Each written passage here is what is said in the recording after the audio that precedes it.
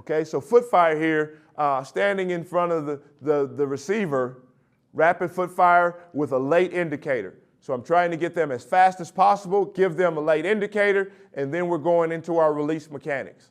Okay, using our hands, incorporating our hands. So we're quick with our feet. This is just training the feet. This is not how the release is going to look. It's going to be usually 1-2. Maybe it'll be a 1-2-3-4. But when you get the hands, that's when you're going to initiate contact. Initiate contact, as you see here, with the arm over or the club and the rip. Okay, so we're bringing the arm over, and we like to grab cloth. We like to grab that hand, pull it with quickness, and get back on our vertical line.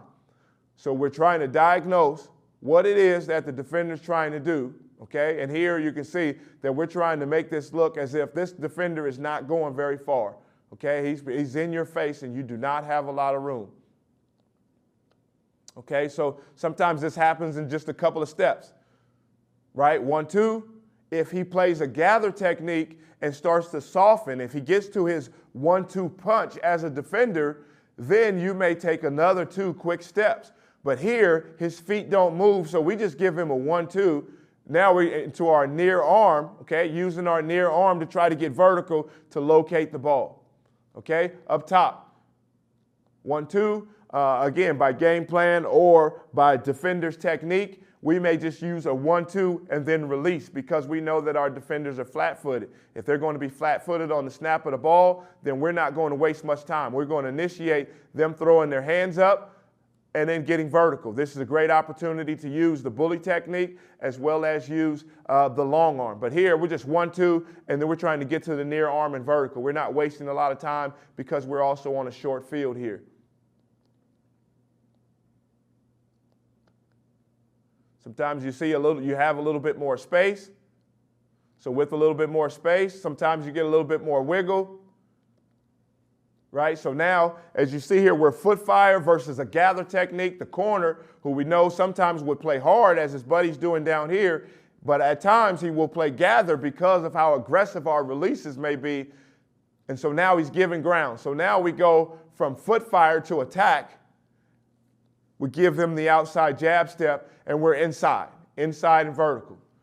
So we have this foot fire versus a gather technique. We have this foot fire versus a hard corner, and you can see the difference in the two. Really trying to get this corner to move that outside foot. He's trying to be patient. His hands are down. Again, another opportunity, if your defenders are staying or keeping their hands long and to their sides, you can get into more of an attack phase of your release and just long arm. You can use the long arm. You can go after this defender as he retreats, but not all receivers are tall or long enough where they feel like their length is going to be an advantage for them.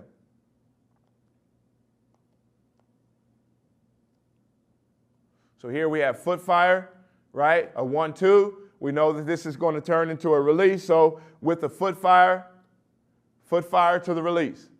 Foot fire to the release. You give the hint outside. It forces the defender to open his hips, and now we're away from him. Here, a quick 1-2. Maybe it is by opponent, an individual film study, but we know, okay, this guy's going to use less hands. This guy's going to be a little bit more handsy, so we're going to go ahead and use our foot fire, and then we're going to release. Foot fire to release.